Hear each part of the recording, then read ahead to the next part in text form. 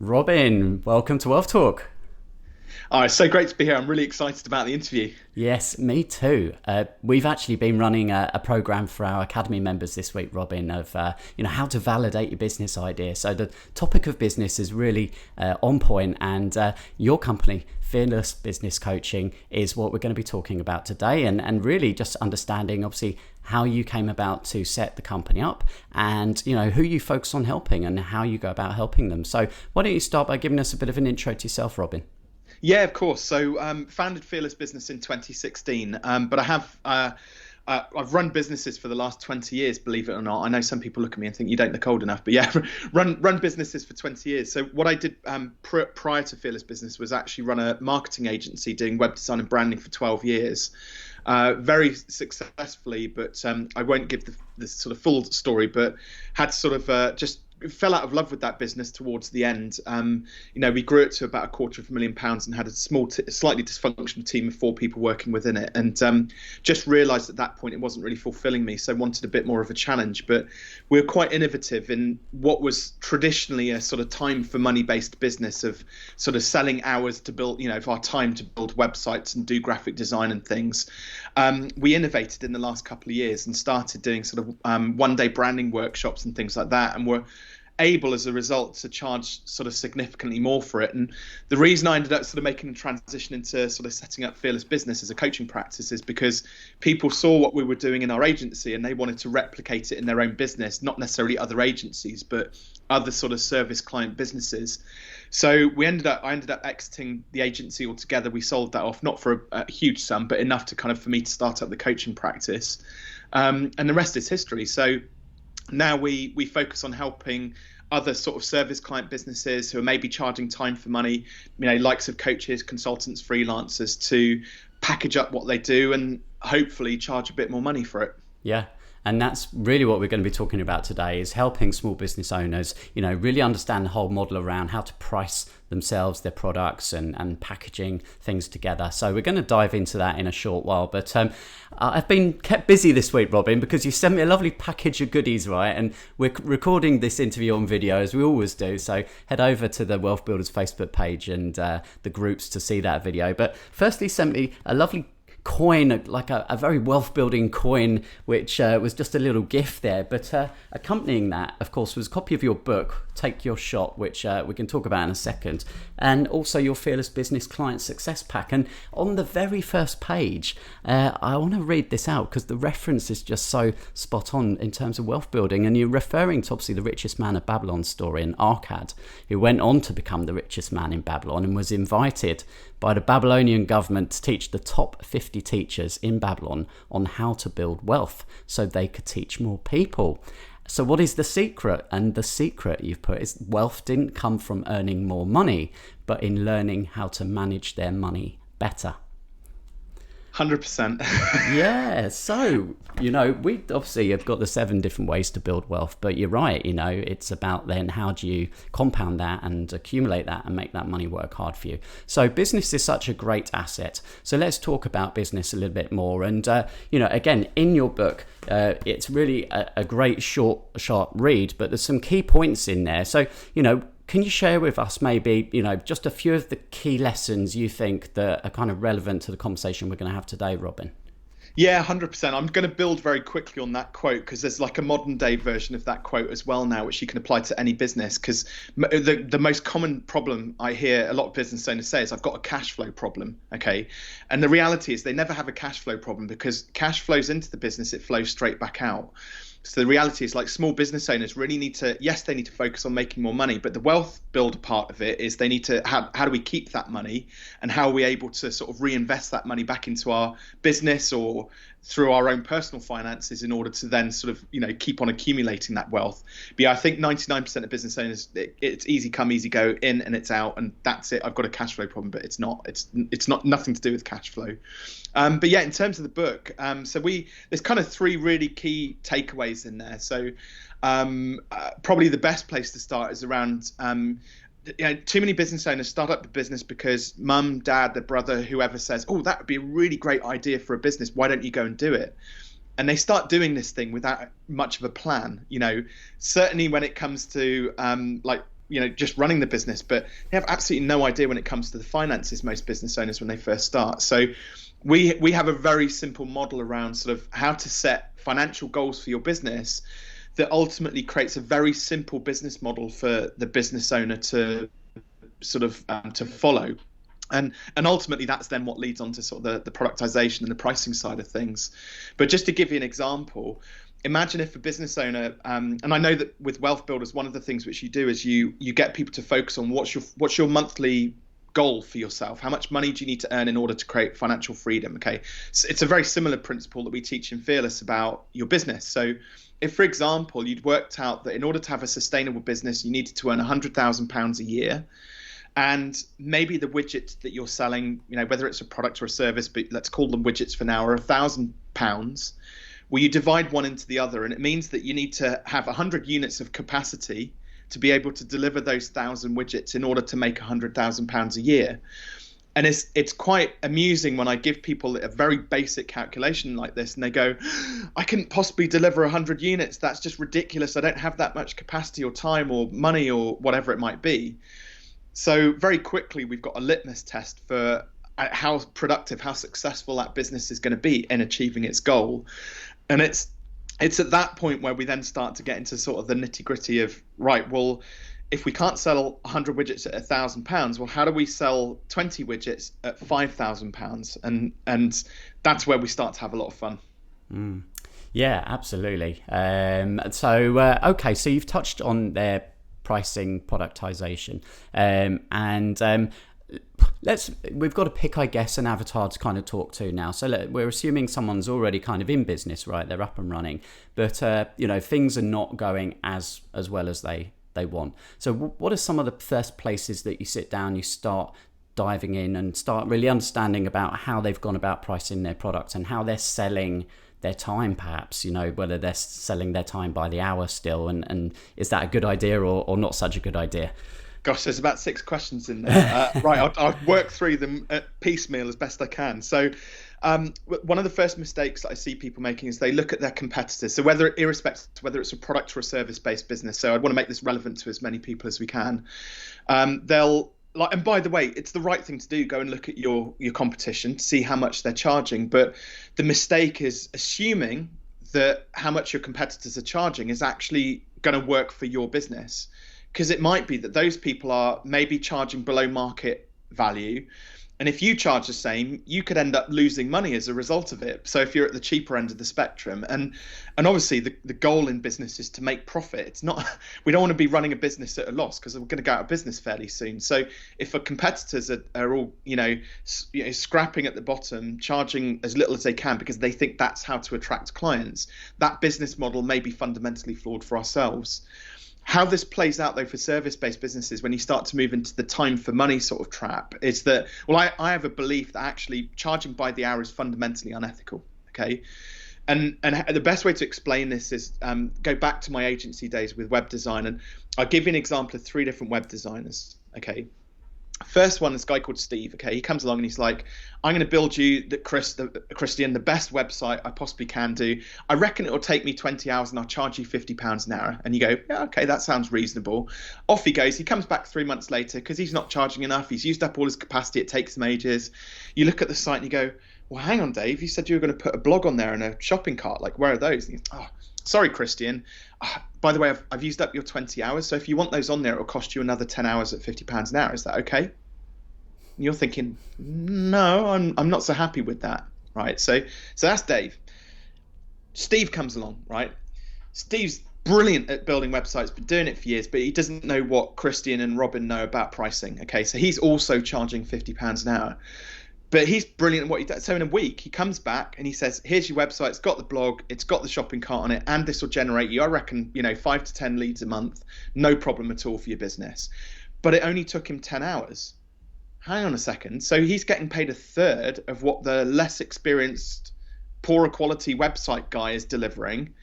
Like, that just doesn't make sense. It's like unethical because like Steve should be getting paid not a third of what this guy's getting paid, but triple what he's getting paid because he gets better results.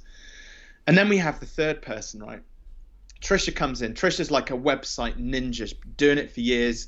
She has guaranteed results on what she does. She can knock this thing out the park in 24 hours. Within 30 days, it will be generating 50 to 20 leads for your business, guaranteed. Okay. And if she can't deliver that for you, Christian, she's going to give you a full refund. Plus, she's going to pay you £1,000 for wasting your time. Okay. Now ask me how much Trisha's websites are. Well, how much would that cost, Robin? They're 10K.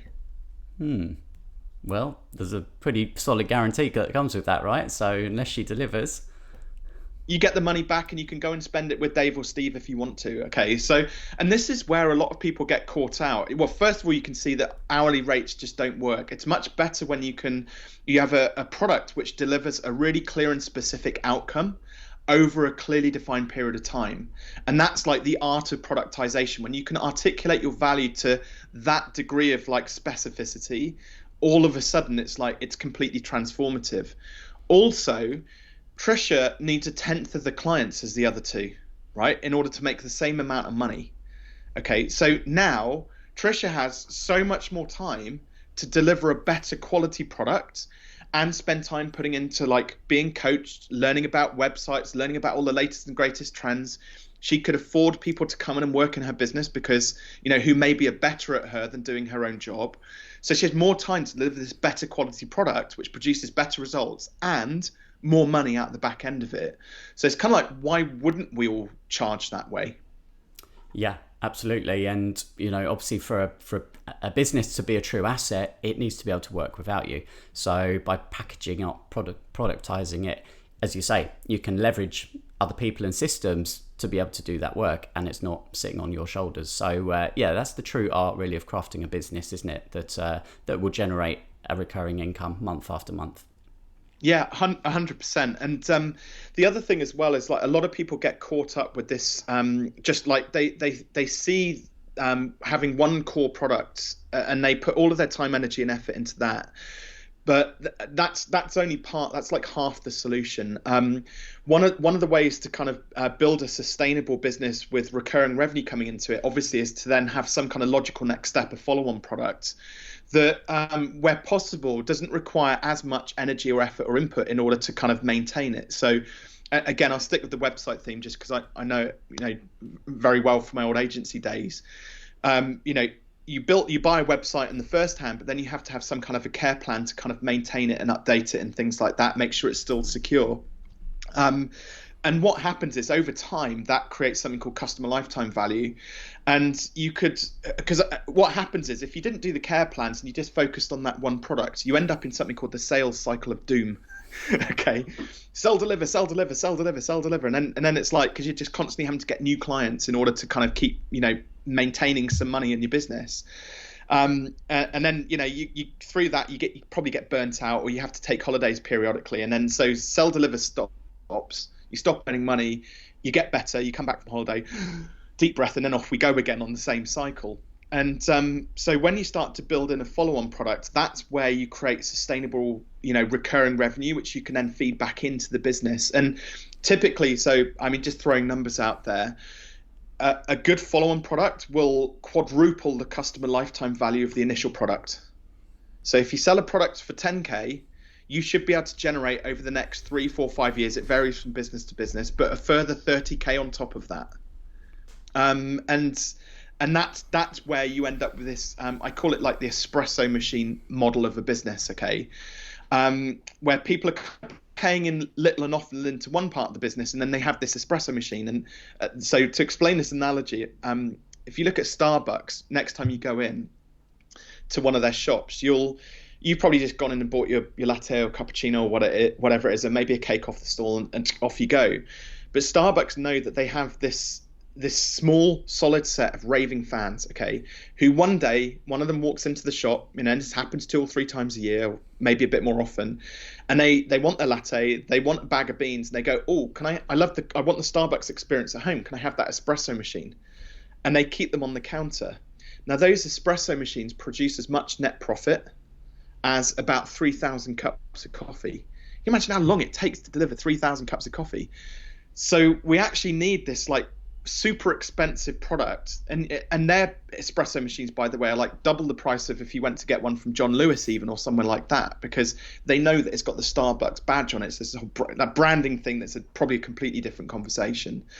But most business owners, they are lacking so much in confidence. Their money mindset is, for want of a better word, poor. It's so poor that they kind of like the idea of selling a super expensive espresso machine in their business, but they're just way too afraid of it because of all of the beliefs, the money blueprint which was drilled into them as a child, and the constant like people telling them that they're not worth enough, and that all comes through in their business when they try and sell things.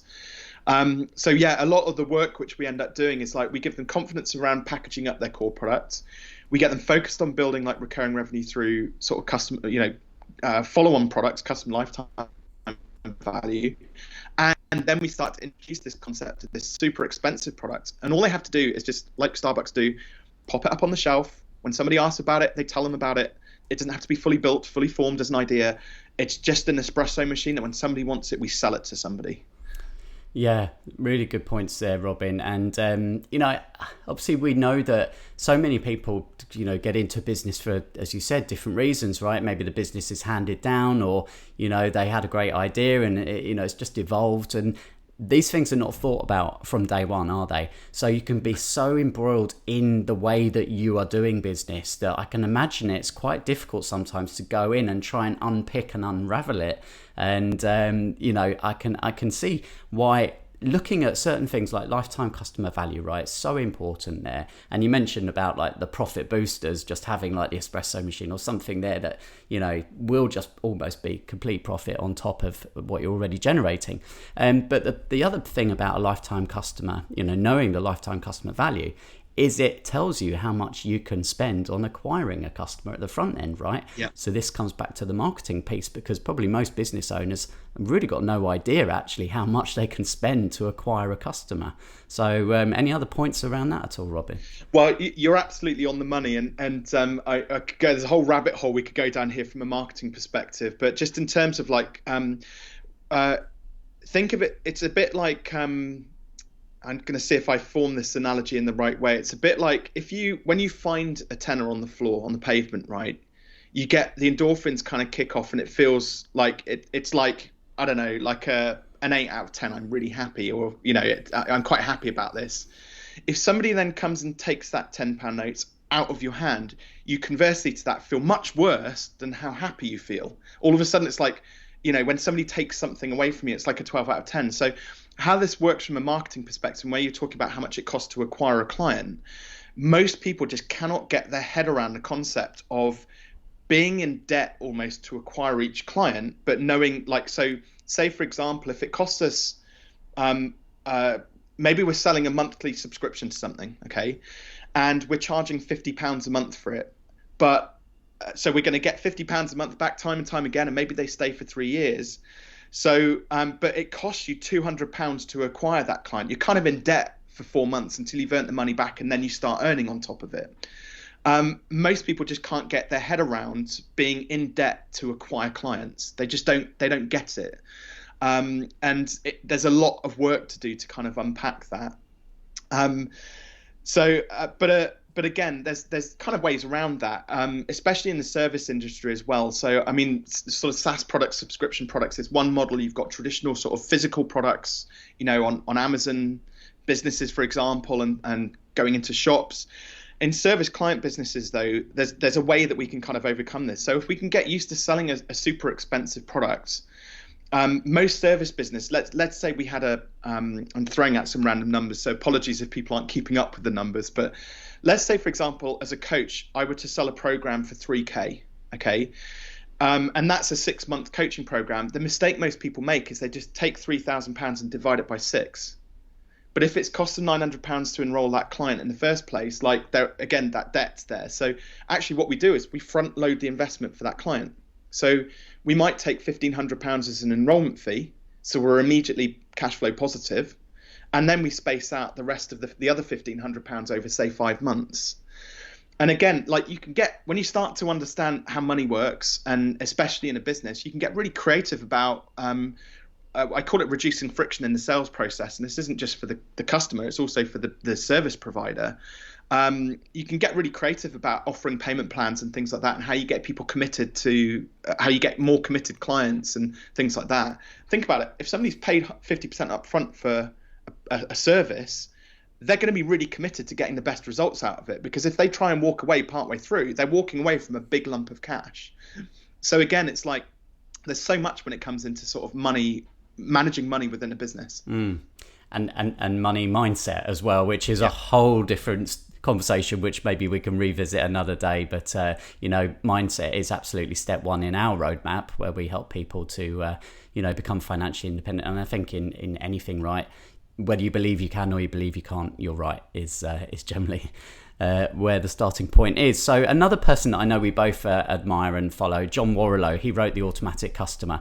He was a guest actually on Wealth Talk as well back in episode 37. And again, coming back to this whole productization of, you've really got to think of how you can take what you do, package that up and create a product from that. And again, I mean, I think, we want to stress that point enough today, don't we? That, that really is the way forward if you want to release yourself from the day-to-day, working in the business as opposed to on the business. That's it. John Warrilow talks about 3 levers with a product when you sort of with a service when you productize it. That and there's tons of other examples as well. Rich Litvin in the coaching space talks about exactly the same. So what they say a product should do, it should deliver a really clearly defined outcome or result. So really specific outcome or result for the client over a clearly defined period of time and for a fixed fee. And the trouble is that this is where you start to then tip the balance into the mindset side of it. A fixed fee for a 6-month coaching program, £3,000, for example, sounds like a big number to a lot of people. And how we sell services, products, is reflected often in how we buy it. So when we hear £3,000, we think that's a big number, we get really petrified of saying that big number. So where I kind of start to shift on from sort of John Warrilow's way of thinking around productization is that we have to pick numbers, not that are just inside our comfort zone, but are just outside it, and start to validate those numbers. So to give you an example, again, I'll stick with the web design example. So if somebody was going to spend, sell a website for 20 hours at £50 an hour, they'll say that it's £50 an hour because £50 is small. It's a little number. It's not that big a deal to most people. So it's safe. 20 hours at £50 an hour. So the first step is we say, right, well, you need to get comfortable saying the big number. Okay. So when you go and pitch, the next 10 people you pitch to, you're going to pitch at £1,000. Now, the price isn't any different, okay? It's no different at all. It's just getting comfortable with that big number. And it's normal. It's just a number. It's just money. It's like an ethereal thing. It doesn't exist. Like, why are you giving it so much power? Why are you being so afraid of it? And the reason we go just outside our comfort zone is because, as we all know, you don't grow unless you're just outside that comfort zone. Like, growth comes through pain, and fear, like overcoming those fears. So we go just outside that comfort zone. Now, when I've got clients to a point whereby they're comfortably pitching £1,000, right, we're ready for the next step, okay? And it's super simple. All I do is an auction with them, okay, to establish where their next level of fear is. So we'll go £1,200, £1,500, £1,800, and they might wink or do a tick or a tell or something like that at that point. It's just body language, like you see in poker. Everybody has a tell, so I know when they've hit their limit. And okay, 1,500 was just inside your comfort zone, 1,800 was just outside it. Now go and pitch 10 people at £1,800. Oh, I'm not sure I can do that. Okay, well, it worked at 1,000. Why isn't it going to work at 1,800? Okay, and I have a really fun game at this point, which I play with my clients, and it always makes people laugh. So I say to them, listen, if you go and pitch it to 10 people at £1,800, because I only take on clients that I really believe in their products or their services that they're selling. I don't take on clients if I don't think I can help them or I just don't get their products right. So I would always buy my clients' products. So I say to them, listen, if you pitch 10 people and you can prove that you pitched £1,800 to 10 people and nobody buys it, I'll buy it off you. So at least you got one customer off the back of it. And like straight away, they're like, oh, well, it's no problem. So there's no jeopardy. Yeah. Nobody's taken the tenner away from them. It's like it's a win-win at that point. They've got nothing to lose. Have you had to buy any yet? No, never.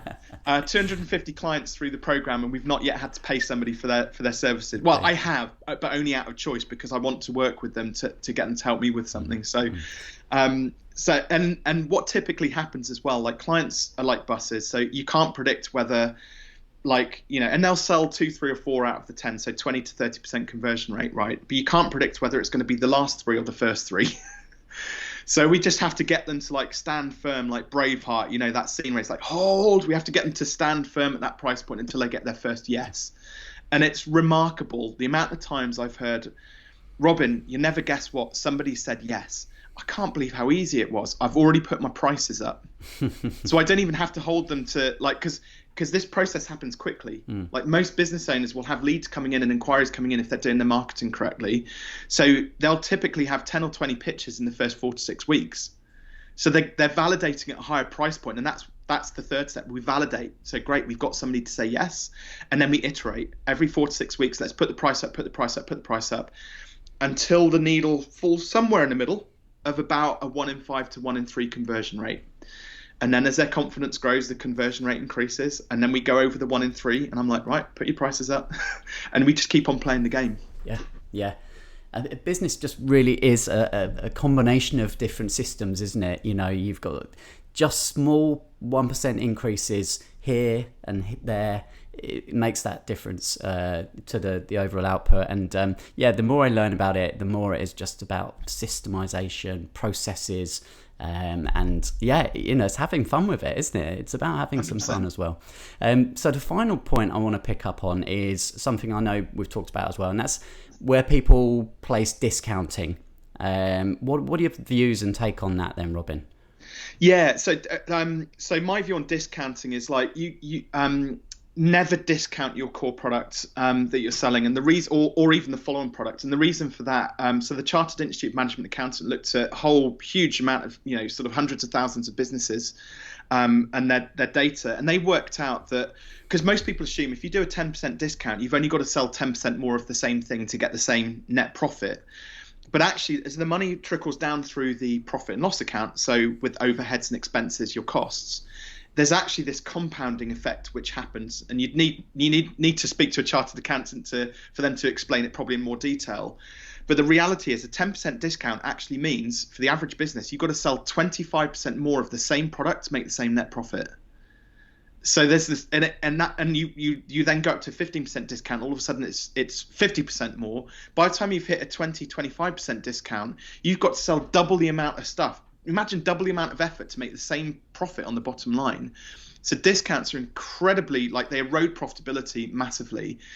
There's one caveat to this though, because I say this because you mentioned it earlier on about the cost to acquire a client. Okay, you can discount an attraction offer. Okay, so let's take coaching for example. If you had like an event that you were selling normally for £100 a ticket, you could do an attraction offer where you'd sell that for like a 50% discount to get somebody through the door. That costs you £50. Okay, so it's not terribly expensive. If you know how much each client is worth to you, great. You're going to be in the profit if you know your numbers.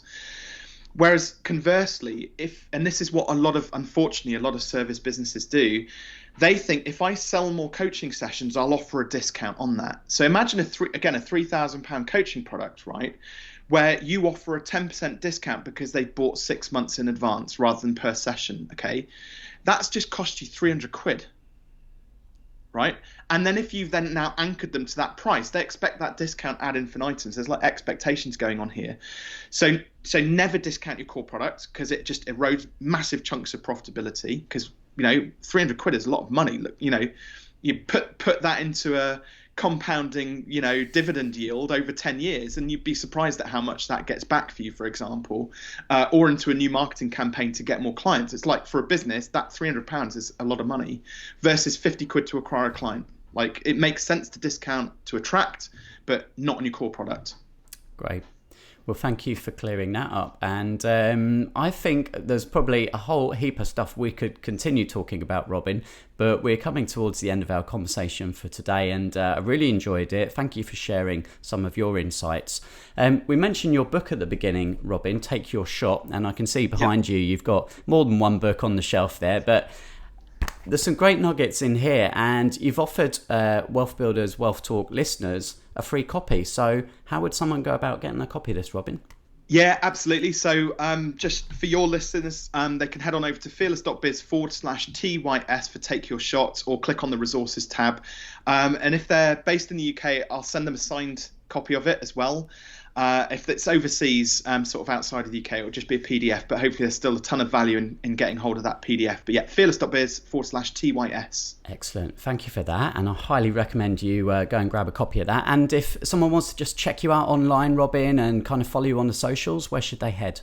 Yeah, so I'm showing up quite a lot on Clubhouse at the moment, so you can just go and search for me, Robin Waite, in Clubhouse, and or Instagram. Connect with me on LinkedIn as well. I'm there regularly. The only thing I don't tend to do very often is my email, so that's the worst place to get hold of me. But Instagram, LinkedIn, Clubhouse, definitely. Great. Fantastic chatting with you today, Robin, and we'll catch up again really soon. It's an absolute pleasure, Christian. Thank you.